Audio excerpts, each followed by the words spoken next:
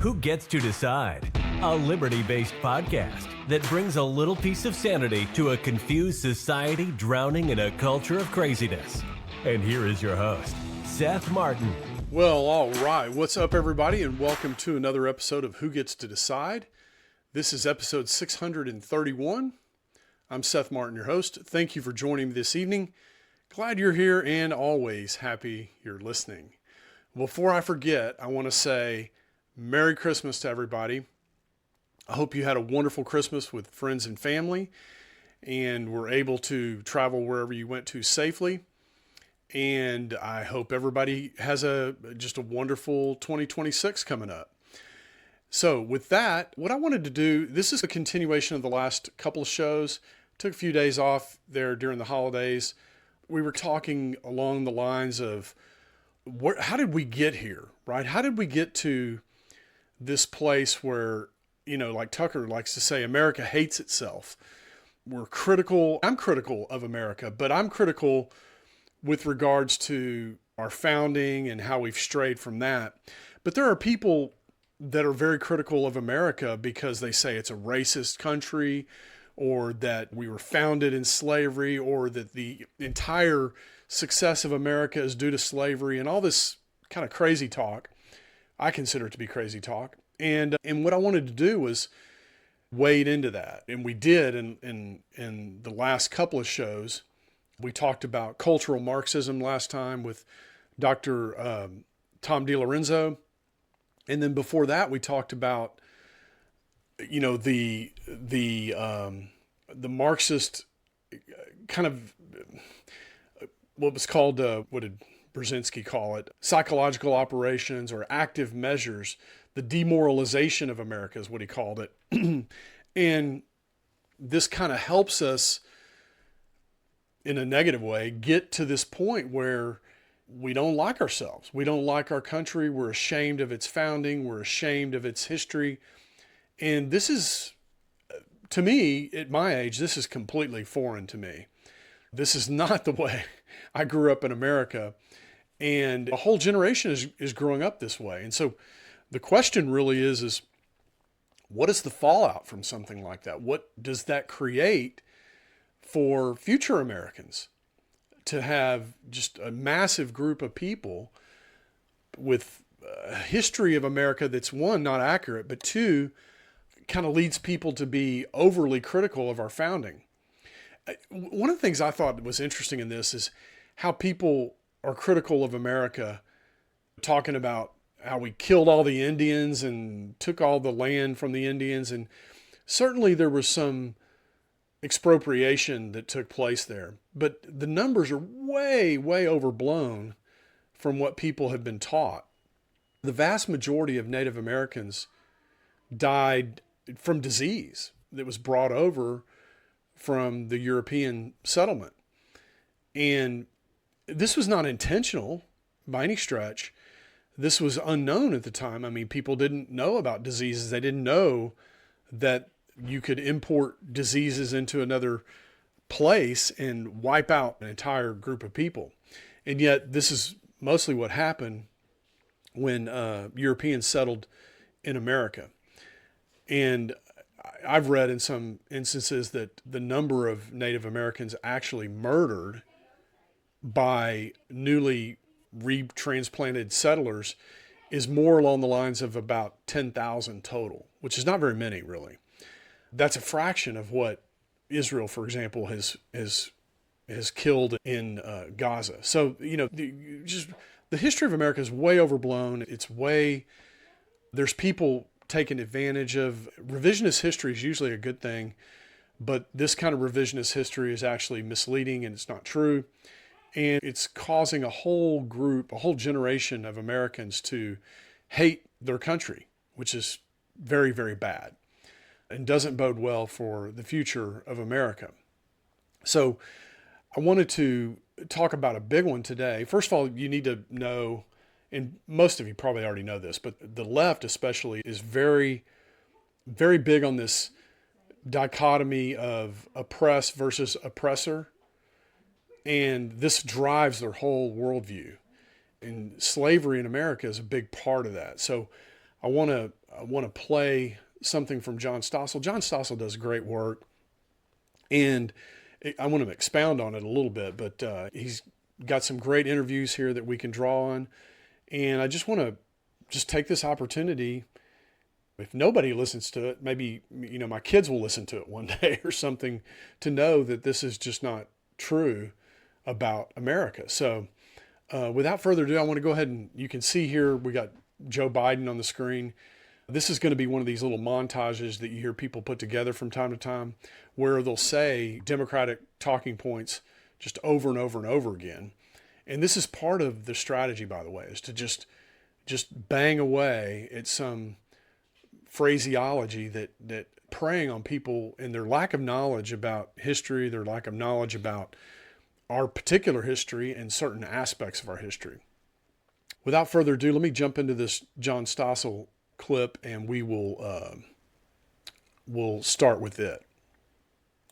The original sin of slavery. The original sin of slavery. Today, Americans are taught when it comes to slavery, America was the worst. The Atlantic slave trade from Africa to the Americas was different from any other type of slavery. The United States didn't inherit slavery from anybody. We created it. American slavery was worse because the slaves were reduced to property. They were chattel property. No other system of slavery did that except American slavery. That's complete nonsense. Wilfred Riley is a political science professor and author of Lies My Liberal Teacher Told Me. Generational slavery, like if you're the son of a slave, you're a slave, that was extraordinarily common. Slavery around the world was slavery. Books like this, Unfinished Nation. Yeah. Slaves in Africa were kept unfree only for a fixed term. No, is the short answer. Most of the slaves taken by these sort of players would be either kept as slaves for their entire life or, more likely, sold to the whites and the Arabs in 2 years. Today, partly thanks to the New York Times 1619 Project, students are taught that America's slavery was unlike anything that existed before. We're the worst society ever. We've done things that no one else has ever done.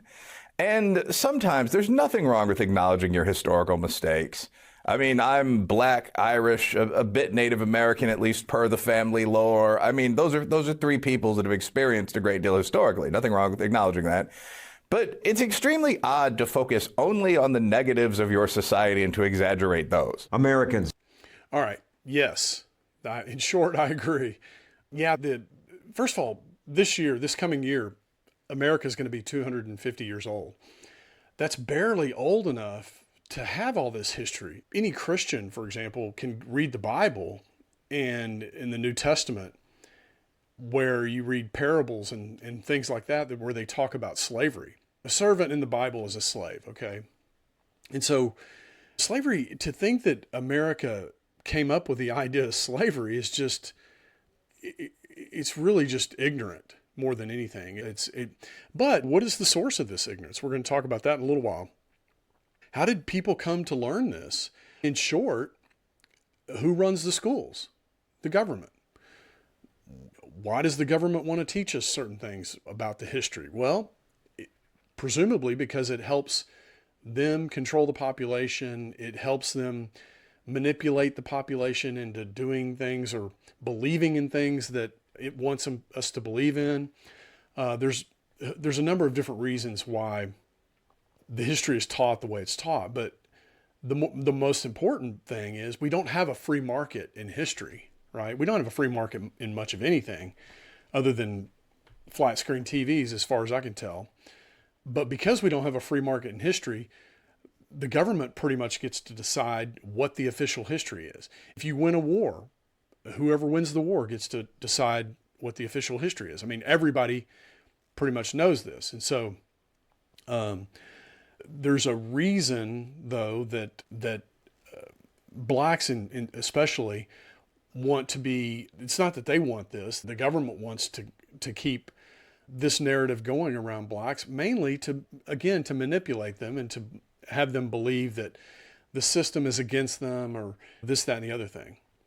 And so it persists. And I think it's interesting what John Stossel did here is he got I guess the guy's black. He appears to be of African American origin, But they found a black guy to talk about this history, which I think is really interesting. All right, let's jump back in there. Are taught that slavers caught people in Africa and shipped them here.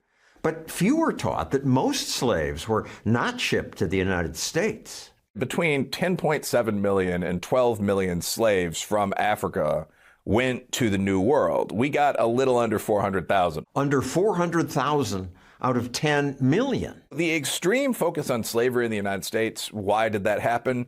One reason is that a lot of black people survived here. Slavery was harsh, but it's a lot less harsh than clearing the Brazilian jungle. All right, but American blacks are at a disadvantage. They have less capital, financial and educational capital. What's the harm in pointing out how abusive white people were? The harm is that pointing out how abusive white people were is not going to get black Americans any more capital. Most of the problems of the modern black community don't have anything to do with historical ethnic conflict 160 years ago. The Great Society. Okay, yeah, I want to jump into this and then we'll listen to President Johnson there. But yeah, first of all, the very first thing he talked about, there were 10 to 12 million slaves sold into the New World, and America roughly got 400,000. So we were, by far and away, we were not the worst abuser. Now, two wrongs don't make a right. You can't, write something by saying you weren't the worst or anything. I'm not making any excuses. I'm just saying that the narrative that we were somehow unique or the worst or any of these things, these comparison things that put us at the top of exploitation and things like that. These are false narratives. They're not real. They're not real in history. They're not real in our American history, in the history of slavery. They're just not real. And so that is disingenuous. And yet a lot of people believe this to be true. Now, the second thing is, and I think a very important thing that he brought up, and I had not thought of this personally, it didn't occur to me, but part of the reason this story persists in America is because a lot of slaves in America survived. First of all, the slaves were freed, and they weren't murdered. A lot of maybe you don't know this or not, but a lot of if you find yourself a minority in a country, and we saw some of this in the South during the Jim Crow period, where white people tried to make slaves a different kind of citizen, right? And this was ultimately corrected. But as a result of this, a lot of black people survived, okay? They weren't rounded up and killed, okay? They weren't, to his point, slaves in Brazil, a lot fewer of them survived because they were being forced to clear the jungle in Brazil, places like that. That kind of grinding labor can kill you. And I'm sure they didn't feed them, and there's a whole bunch of reasons I guess those people didn't survive. But the point is, in America, a lot of slaves did survive. A lot of newly freed slaves survived. And we did some things in the South, gave everybody 40 acres and a mule, which sounds ridiculous, but that's what happened. At least black people were able to farm their own land and things like that. So undoubtedly there was a transition there. And in fact, for decades before slavery actually ended in America, a lot of politicians worried about this. Like, how do these people take care of themselves? We free them, and then how are they going to take care of themselves? And these were real problems. And ultimately, I guess they just decided to expropriate some land and give it to the slaves and let them become farmers. And some of them became tenant farmers and all kinds of different things. But bottom line is they survived. And because they survived, they underwent additional oppression, if you want to look at it that way, certainly in the South, with separate but equal and things like this. But this is nothing like what we hear about today. We hear things like America flourished under slavery. Like the entire American experiment was only successful because of slavery. Well, that's just false. That's worse than false in my mind. The reason America succeeded is because of freedom. Free people with the ability to own property. Eventually, black people became the same way. Initially, no, they were mistreated. There's no disputing that. But today, and I would say for the last 50 years, anybody in America has been able to own property, accumulate wealth, things like that. And that's a good thing, okay? The founders, this is also not known to many people, the founders tried really hard to get rid of slavery before the founding of America, and it was not possible. We simply would have had two different Americas. We would have had America in the South, and we kind of like we had in the run-up to the Civil War, and a different America in the North.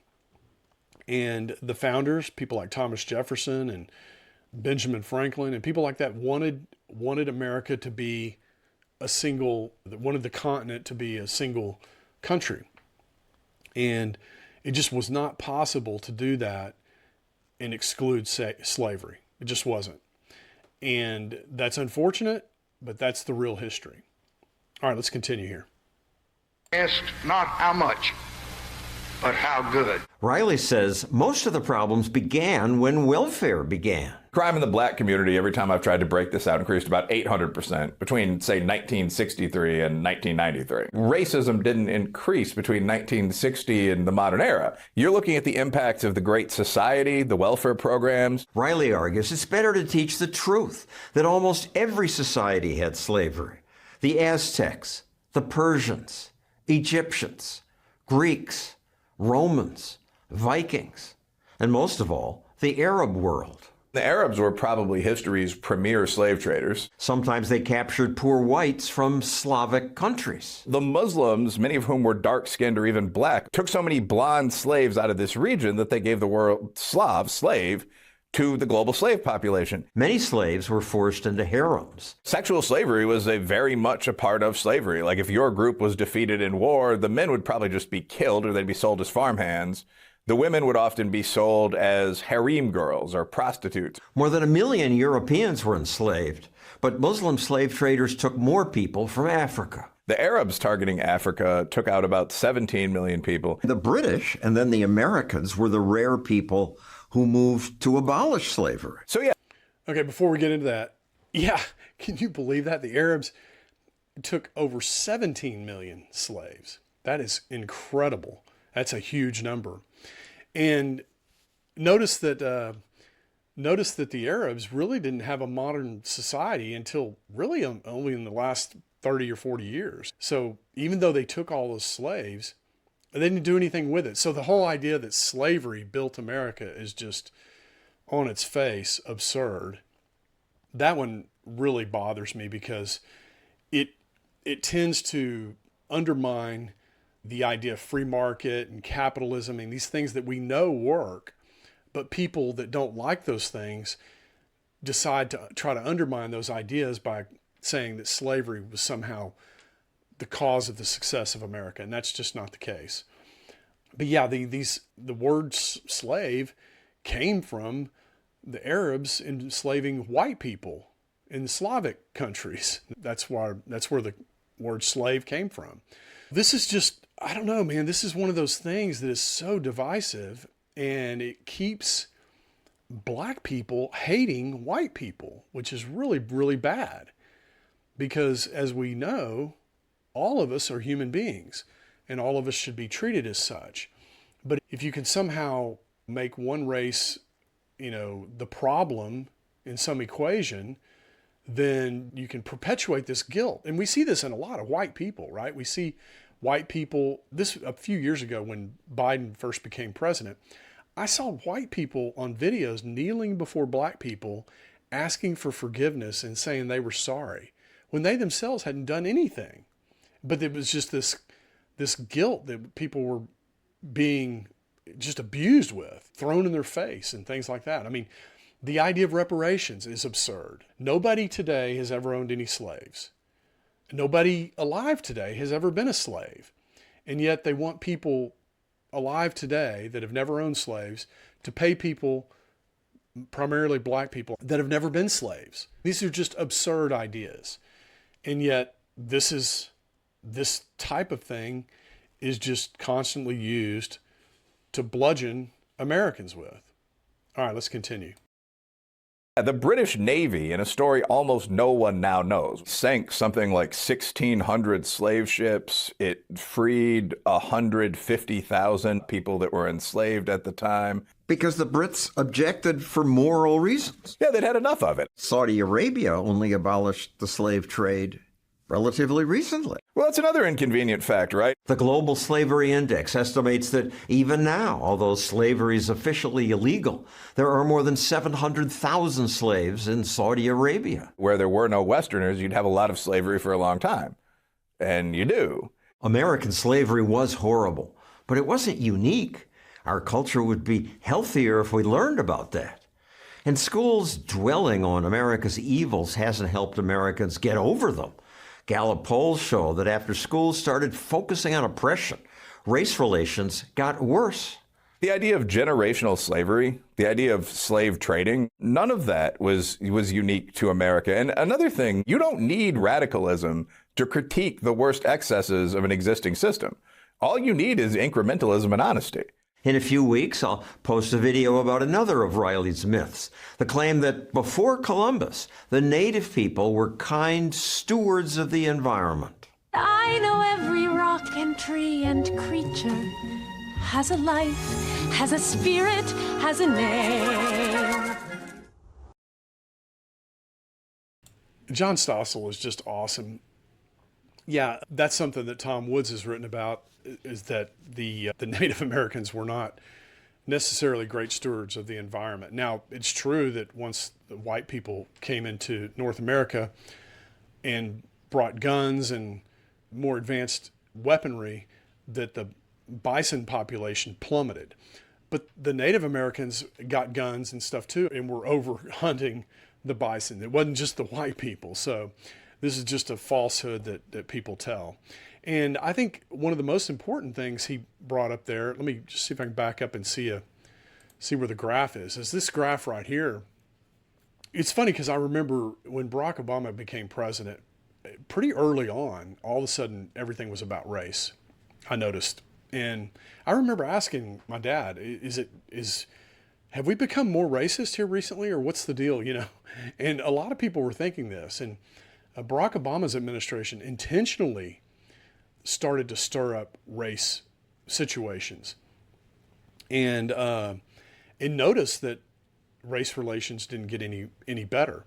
And then since then, the Biden administration came in with something called diversity and equity. And on this show a long time ago, maybe 2 years ago now, I read an article in the Washington Examiner that actually profiled my alma mater, Texas A&M University, where they were talking about the DEI programs at Texas A&M University. And they were pointing out that they had taken surveys at various points over like a 6-year period.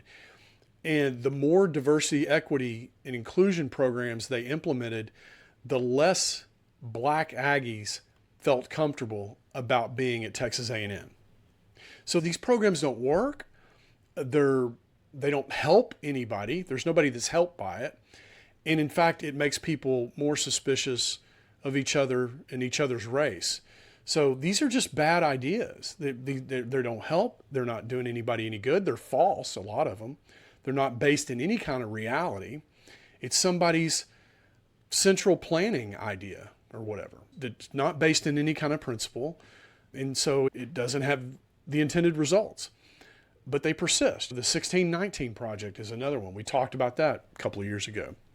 And so these things persist, and they need to stop persisting. I'm not sure how we do that, except either, one, take your kids out of public school. That's one way to do it. Just don't let your kids learn this false history. And two, you're just going to have to understand, if you don't leave the public school system, you're going to have to unlearn what you learn and learn the right thing. And or just get the government completely out of the school business. Those are the only three things I can see that would help this situation, because the media is right there with it. The media is a big part of the problem too. Although I think if you just got it out of the public school system, that would probably be good enough. All right, let's jump in the next clip. This next clip is a guy, and I can't remember his name. I apologize. I will put it in the show notes page so that everybody can. Everyone worries about the university indoctrination. Whoops, sorry, I'm on that happened. Yeah, let me pause it so that everybody can see his videos, and you can go to his YouTube page and stuff. He has a learning program that he sells over the internet, so you may find yourself being interested in that. But I thought his video was really good. He talks about how everybody's focused on the university indoctrination, but he talks about how it starts much earlier. And so let's listen to him talk a little bit about this, and we'll jump in. This kind of, before I do this, just to let you know, this kind of dovetails with what we talked about last week, cultural Marxism, and how Tom DiLorenzo called them the watermelons, the people that are green on the outside but red on the inside. What they've done is they've given up on the economic Marxism, the workers of the world unite kind of situation. And what they've done is instead is they've turned their oppressed versus oppressor model inward and are looking at groups like this group is oppressed by that group, and this is the oppressor and those are the oppressed, and so on and so forth. And what they do is they've made that less about economics and more about things like race and privilege, diversity, things like that, to drive a wedge in between these different groups to try to further the ideas of Marxism. And this is what's known as cultural Marxism. So let's play a little bit of this. It's up here, but it is the crooked foundation of the public school system that makes university indoctrination possible. Everything in school is filtered through the Marxist lens of oppressed versus oppressors. So schools introduce gender ideology, and anyone who's against it is framed as intolerant. They introduce critical race theory, and anyone who's against it is framed as racist. The school introduces feminism, and if you go against it, you're a misogynist or part of the patriarchy. And they introduce socialism, and anyone who's against that is privileged. Now, more often than not, in fact, most of the time, this isn't happening overtly, but it's subtly embedded into curriculum. So, for example, when they teach about slavery, and they do this in elementary school. All right, before we get into this part of it, I thought it was interesting how he juxtaposed those different categories. Because in retrospect, if you analyze this, you definitely see this. Gender. If you don't believe there's 86 different genders, well, then you're just intolerant. You're the bad guy. So the people that are furthering this thinking are not bad, okay? Even though we don't want our children to believe that there's 86 different genders or whatever, but they feel like it's okay to teach it. And if you're against it, then you're intolerant, okay? That's exactly right. Critical race theory. If you don't want your child learning critical race theory, see how you become, as a parent, you become the bad guy because you're on the outside criticizing the thing they're teaching. And the implication is that you're the ignorant one because you don't understand these concepts. And first of all, these concepts are false, okay? So it's not incumbent upon me to understand something that's entirely false. The question should be, why are you teaching our children things that aren't true, that don't exist in the real world? 86 different genders doesn't exist in the real world, okay? A critical race theory doesn't exist in the real world. That's why it's got theory on the end of it. It's a theory. It's not true. It's just a theory, and it's never been proven. Okay? And the whole feminism thing, if you're not on board with feminism, if you think these traditional roles in the household, a husband, a father, a wife, a helper, someone to help raise the children, things like, if you believe in all that, well, then you're a misogynist, or you believe in the patriarchy or some crazy shit like that. So all these things, you're just immediately the bad guy if you say it's false, or you say it doesn't work, or it's not real, or any of these things. You push back in any way, you're the bad guy. You're part of the problem. Same thing with socialism. oh, if you're against socialism, well, then you must be privileged. That explains why you're intolerant, to socialism.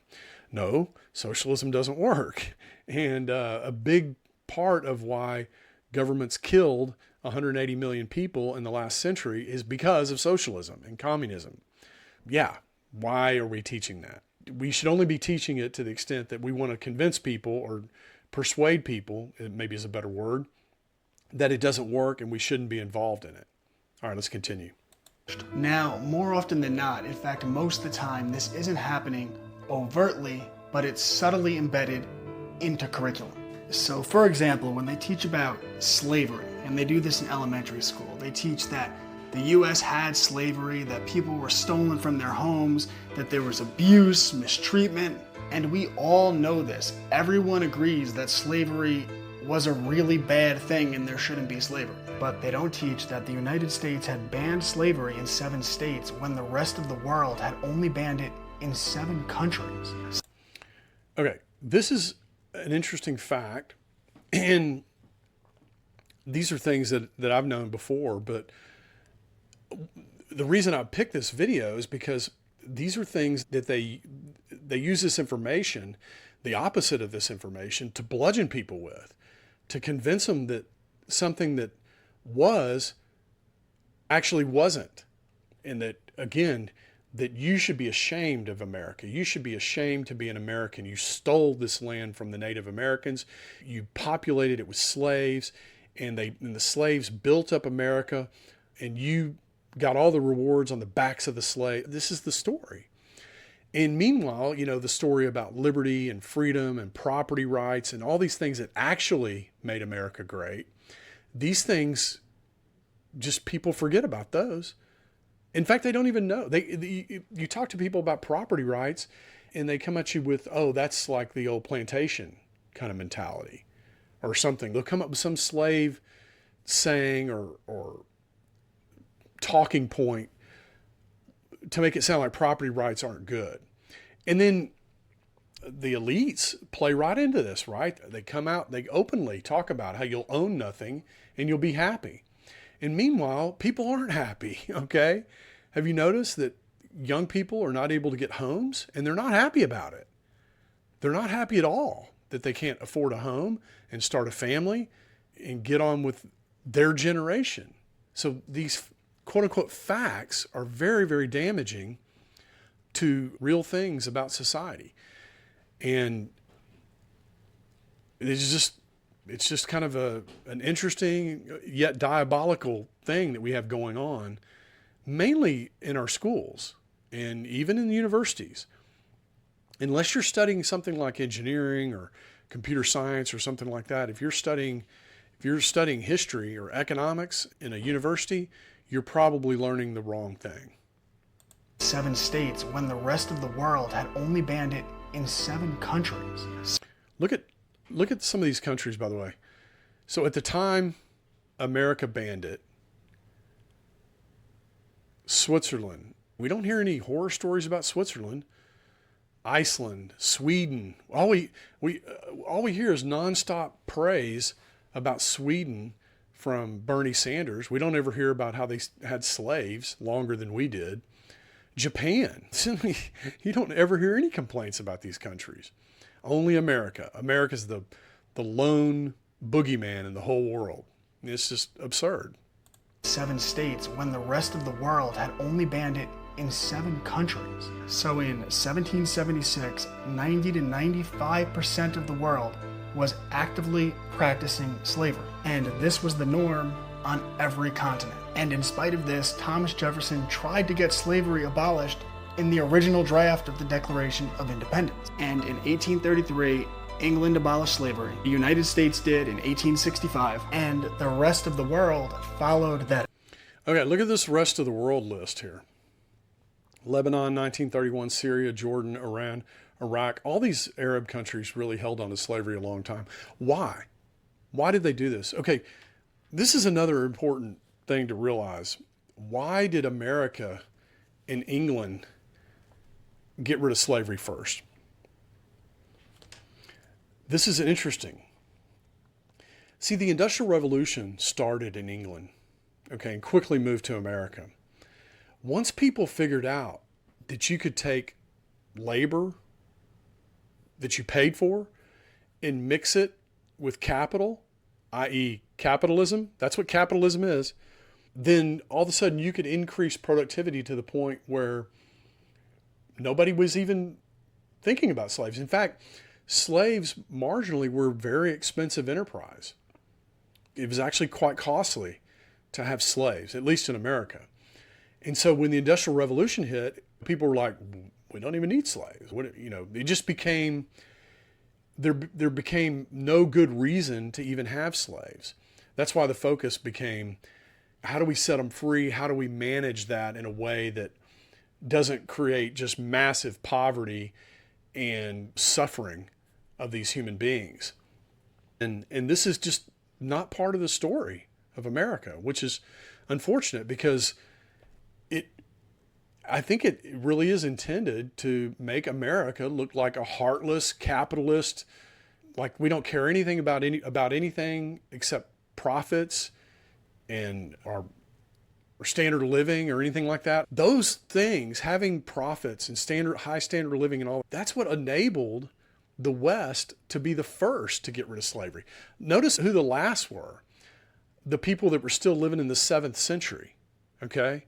Saudi Arabia, Yemen, Oman, UAE, Qatar, Bahrain, Kuwait. These countries were hanging on to 7th century ideas. Islam, okay? This is why it's so important that we don't want to bring these people to America, okay? Because they don't have our culture. They have some, I don't know what the culture is, but the only one that's even close to us, I would think, is Saudi Arabia. Maybe the UAE, maybe Bahrain and Kuwait. The only reason I say that is because these are very, very wealthy nations now, but most of the people that live there are getting money from the government. They have massive oil revenues and everybody gets paid. So yeah, no, we're not interested in becoming any of these places, and we don't want any of these people coming to live in America. Look, if you want to come to America and you can be an American, I'm holding up air fingers quotes, meaning you can feel good about free speech. You can feel good about the right to bear arms. You can feel good about being innocent until proven guilty and having the Fourth Amendment and all these things. Because what you don't want to do is you don't want to bring a bunch of people to America, give them the right to vote, and then let them vote all that stuff away from us. That's what you don't want to do. So it's super important that we not bring people that don't have kind of the Western civilization thinking to America. And the people that are doing this are making a huge mistake. Huge mistake. I'm really hoping the Supreme Court gets this right, or at least some sort of happy medium around this birthright citizenship, because we simply cannot go another generation under the system we have, where just every so often we decide to legalize everybody that's here and then just have our culture change. We just simply will cease to be America if that continues. All right, let's continue this video here. Example, Africa, Asia. So within proper historical context, the American story is one of liberation. But the Marxist lens requires the oppressed versus the oppressors. So if you were to make these arguments in school, you would be failed, shamed in front of the class, and probably sent to the principal's office. Because this is designed to keep America divided so that we could be easily conquered. And to all the Marxists who love to tell me that I'm wrong, you really need to look up the Frankfurt School, as it expanded the ideas of Marxism, developed the oppressed versus oppressor framework, and its aim was to use race, gender, and sexuality to usher in cultural Marxism. And it started infiltrating academia in the 1960s. And the result is what you see today. And our kids and our country deserve so much better. Yeah, so there's his website, An Education Worthy of Freedom. It says Classical Learner is his website. So if you're interested in more of this, you ought to visit his website. But yeah, the liberty is really the key to America. It was the key to the West in general. I think America really stepped up liberty in a way that other countries had not done before. England got very close, but as most of the founding fathers were from England, they took liberty and the foundations of liberty to a whole new level, property rights, things like that. And they enshrined them in this Constitution. Now, the sad truth today is we mostly ignore the Constitution, but it's still worth, I think, talking about, because maybe at some point we could roll this back, or we can split up into 50 states, and most of the states have adopted the Constitution. So if you got rid of the United States Supreme Court case law, then each state would just, I guess, adopt the Constitution, and that would be the end of it. But and so that might be a freer kind of existence in America. Anyway, all right. Well, with that, I think I'm going to wrap up. It had been weighing on me for some time about how we got here.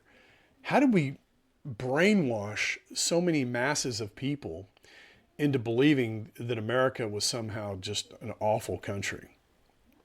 What's interesting about this is there are people that think America is awful, but they think Israel, for example, is somehow great. And Israel has the right to kill whoever they need to kill to make sure that they preserve their way of life. And yet those same people will criticize America. And I just think that's, I just don't think that's right. And it's not right historically either. All right, with that, I'm going to wrap up. I want you guys, if you would, come to the YouTube channel and like and subscribe. Give it a little thumbs up. That'll help the algorithm. And you can also copy the link, send it to somebody else, and you can come back and listen. And if you do, I'll be here to do it all over again. All right, everybody. Peace. Take care.